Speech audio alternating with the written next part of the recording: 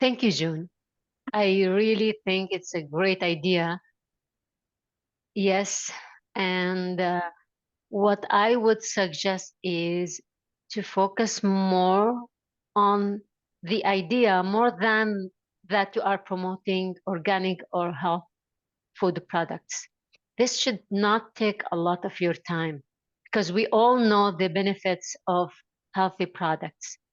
The problem that you are addressing here is the visibility for these people, right? And getting Yes. these products in to the market in a different way. So focus on this problem. The second thing that I wonder about is who will be adding the information to the website? The farmers through the farmers. I've just been using social media and I've been doing it locally.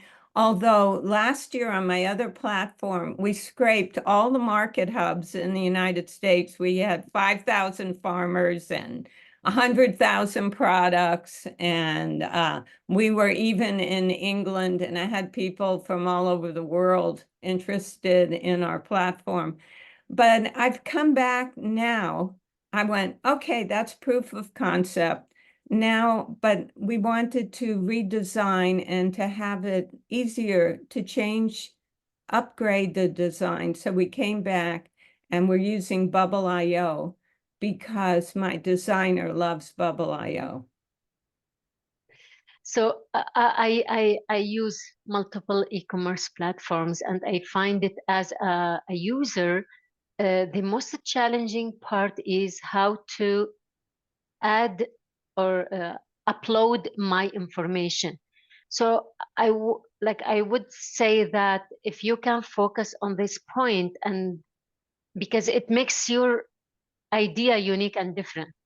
It doesn't matter which platform that you are using. If it's easy to use by the users, this is what matters, in fact.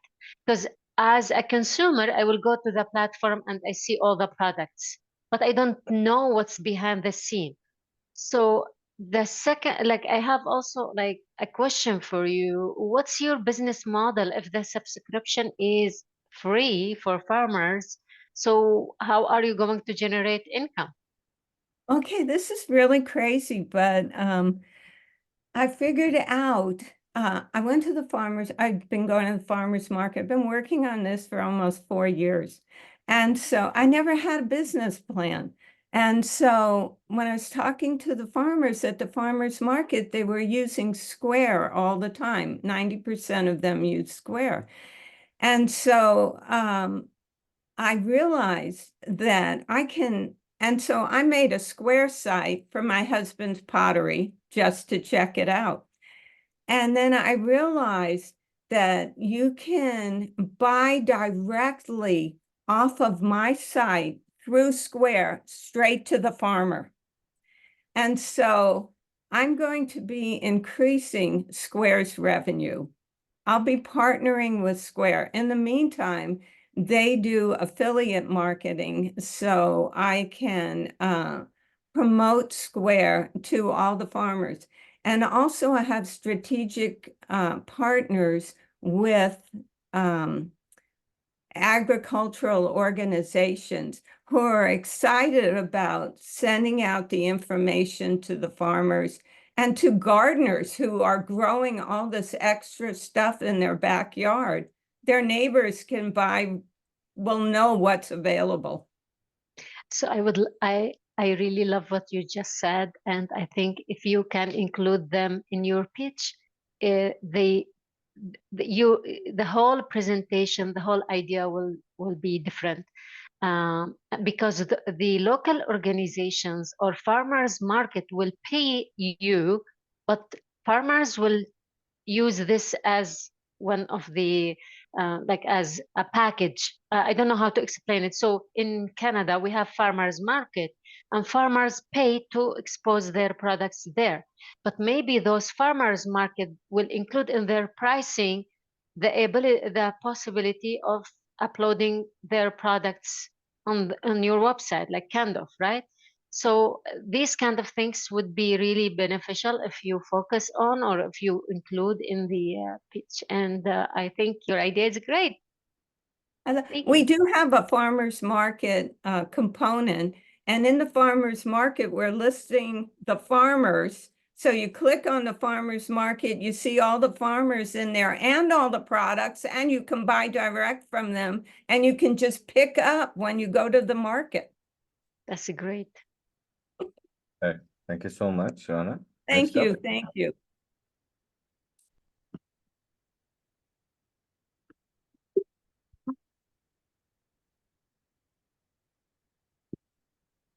Laura, you can go ahead. Hi. That was a really great presentation, June. I too, I completely agree. I think it's such a great concept. I really love the idea of having easy access to all of these farmers. I think for me, with my marketing head, I think the question around how you kind of keep growing this and what your marketing strategy is moving forward once you have that kind of initial base. How do you kind of keep exploring the options there? And I didn't have a huge amount, to be honest. I think it was a really, really nice presentation. I'd also echo what Rana said around the kind of usability of it and the tech savviness of farmers and consumers in this space and how easy it is to use. But I think, you know, you covered that really nicely in your explanation. So I think for me, you know, 2 thumbs up, really nice. I like it a lot. I think let's kind of explore how you keep growing, but yeah, other than that, really, really good. Thank you for the encouragement. I really appreciate it. I was like scared to death. Another thing is that we're going to be able to pull in the farmers' products. Once they put it on Square, we can just flow it right into our website. Yeah. I think, yeah, having that single point is going to make things much easier. Yeah. It's so far out because, yeah, and it's a hack. I'm actually going to talk to a patent attorney and see if it's something that's patentable. Yeah. No, I love it. There's a group that I used to work with in the UK called Food Hub, which was a similar concept where it would kind of support, you know, local communities. You could put your, you know, your products on there as a local farmer, and you can, you know, if you have a glut of something, you can put it on and take it off. And so, yeah, I think it's a really lovely idea. Thank you so much. You're Thank you welcome. so much, Laura. Next up, we have Michael. Hi, June. Hi, Michael. Go So- ahead, shred it. So, can I shred it? I'll be Shred. calm. So I might have missed the ask in the beginning. So what's the investment that you're looking for?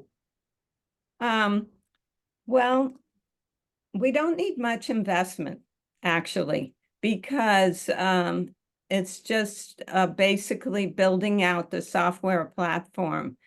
And if I had investment, my money guy is right now at Skywalker Ranch. So I guess I'll ask him. He works for George Lucas. We started out together and then COVID hit and he left. Right. And so I actually will ask him what he thinks is applicable for investment. It's a unique platform. I would like you to know that. I do. I like the others. I really see the value in what you're trying to achieve. I don't think you're investment ready yet. In fact, you don't need. You probably just said that yourself in the sense that you don't know what you need. What I would say is maybe your business model could take some looking at. You said it's a centralized marketplace, Yes. right? Yeah.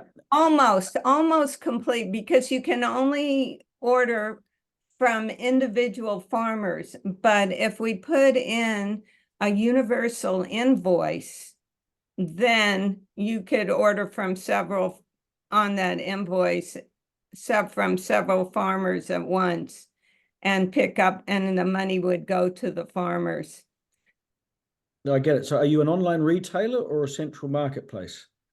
I'm just an advertising marketplace. Right. Okay. So where I think you are, what I actually think you are is a marketing channel.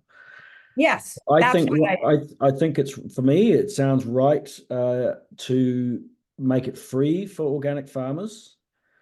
And then once you've got a critical mass of them, you sell your community back to the advertisers. Because what you've got here is we did the same with Red Bull. We had Red Bull playgrounds. We basically had all the places you can mountain bike or jet ski, all the fun, great adventure stuff you do around the world. Somebody built a website on behalf of Red Bull that basically showcased all the locations. So think of your farmers. So once you've got people now using that platform, you've now got mountain bike specialists wanting to jump in on that community and sell Totally. this.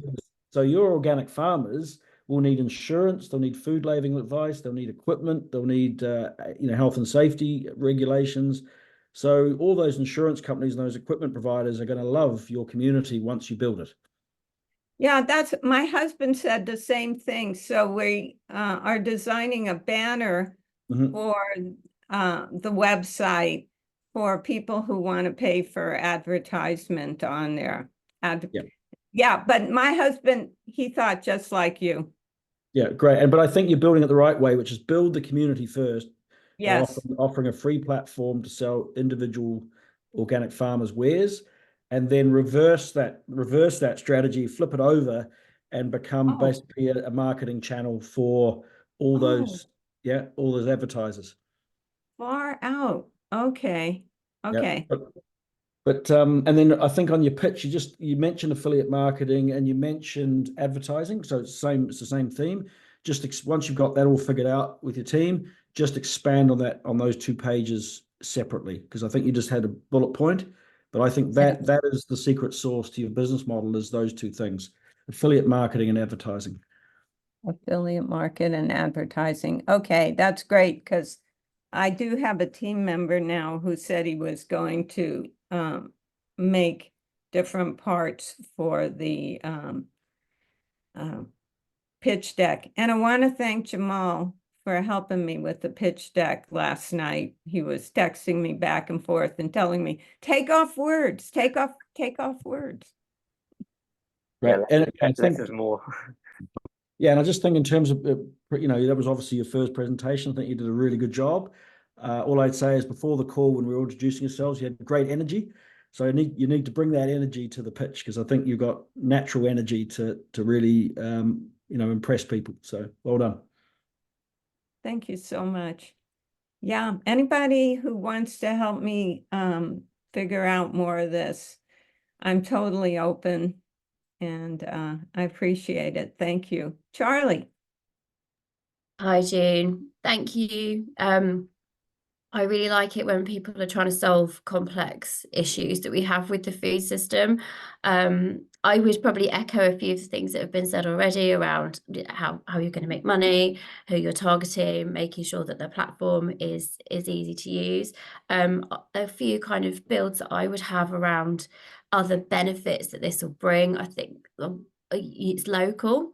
And I think sometimes in marketing, we band around the word local as though it's something really positive, but actually you're talking about local organic food, which is the best thing you can get from local food. It's not just the fact that something is a factory being made nearby, that it happens to be local to where that store is. It's local food. So, everything's sourced within a certain radius. This food comes from within the 5 miles or whatever the distance is that it is. So the benefits of local. And I think from a climate perspective, where we're going to be sourcing food from is going to have to shift. We're going to have to make the most of what is available locally, as well as relying on big crops that then could be disturbed by different climate patterns as well. So we've got to make the most of what is available to us. I also feel like there's probably benefits around, I think Laura mentioned gluts, about making sure we don't waste food through this model as well. So, you know, if the farmer can't sell it through their normal channel, this is another way for them to sell food onto the consumers, making sure that we're saving on, you know, carbon emissions, that all food is being made for people is eaten by people. So I think there's lots of really great other sustainability benefits that you can highlight within this as well, around food that's local, no waste, you know, making sure that it saves on carbon emissions through no waste, and the fact that it's organic as well. Obviously, you know, there's no fertilizers and that kind of thing in organic food. So echo a lot of the feedback you've had already, but building on the kind of the climate and sustainability piece, I think would be great. And yeah, I love it when people are trying to fix complex problems. It's brilliant. Thank you. Yeah, I'm an entrepreneur. It's for sure. Thank you so much. Also, it is very easy to for farmers to upload their products, as it's as easy as Craigslist. So Perfect. Thank you so much, June. It was really nice of you and the panelists to share such nice words. So we're coming to an end. I mean, we're at the end. What I'm gonna do is I'm gonna probably just get all the presenters, the panelists on one screen, get a screenshot for all of us, so we can use it for our socials as well and tag you guys. Just give me one moment. And June, there's also some great connections that you can make. Thomas has recommended a friend of his who runs I guess a farm in Austin that you might want to connect as well with him and explore that. I'm copying that right now to my notes here, trying to get the my notes up. Okay, definitely. Command V. Got that. Oh, great, Michael. Great. Oh, I want to give hugs and kisses to all of you guys for your feedback. It's really awesome. Thank you.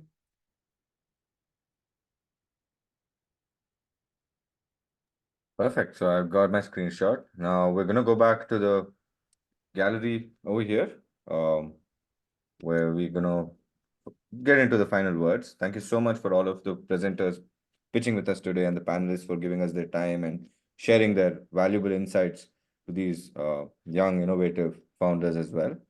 Now I'm going to hand this over to Jamal, who's going to close this for us by giving you some new events that we have in the pipeline and how you can work with us or pitch with us in the future as well. Jamal, over to you.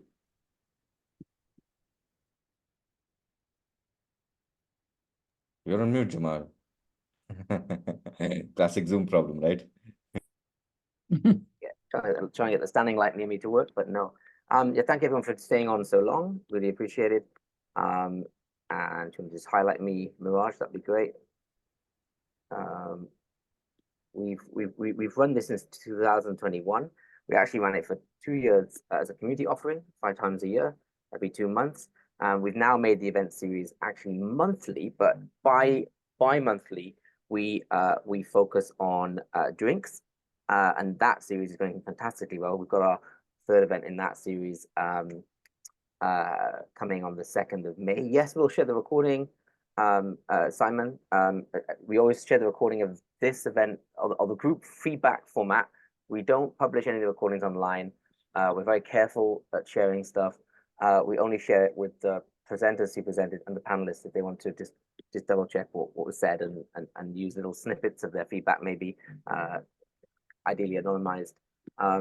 So yeah, this is a bit different to our demo style events, which we do at the end of the month, where we have, I think, 3-4 times as many people in the audience, and where people come with a bit more of a polished pitch, and we do a lot more promotion for those events, and the panel are usually all active investors or fund managers.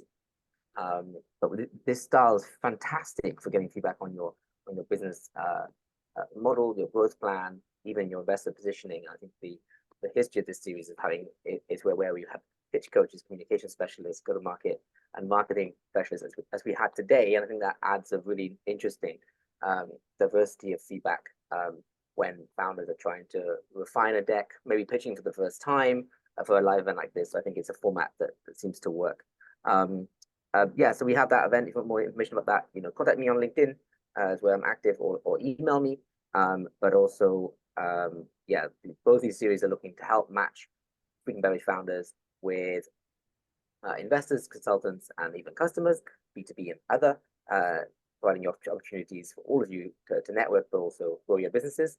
And many in the audience on this call, but also the other calls, who are founders who are also learning from the experience. So in some cases, they are founders that have already exited and are building their subsequent businesses, or ones that want to collaborate.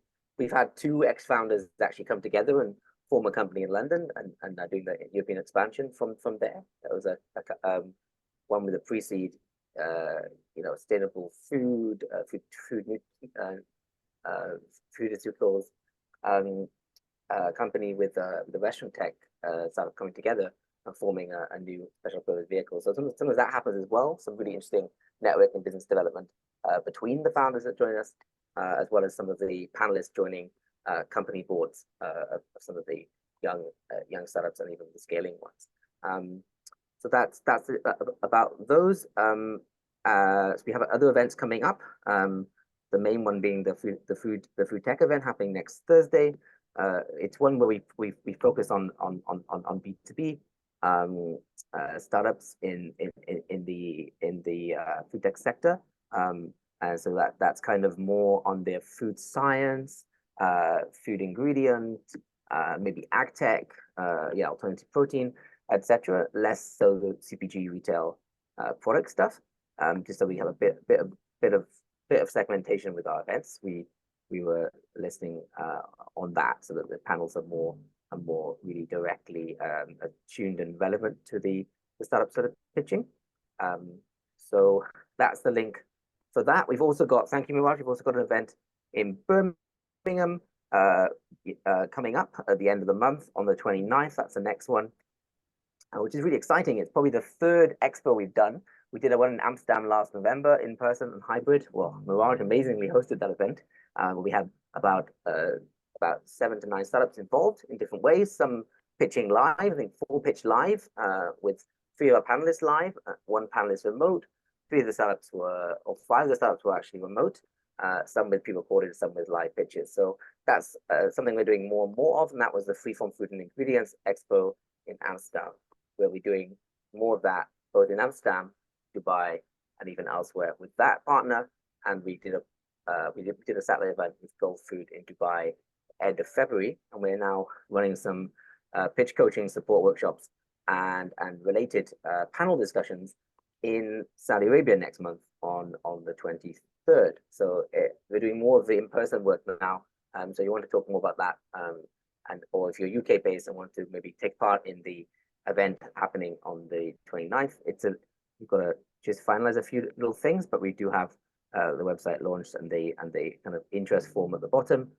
So if you want to submit interest to that, or even just come to the expo itself as an attendee and say hello to us, that would be lovely to meet you in person.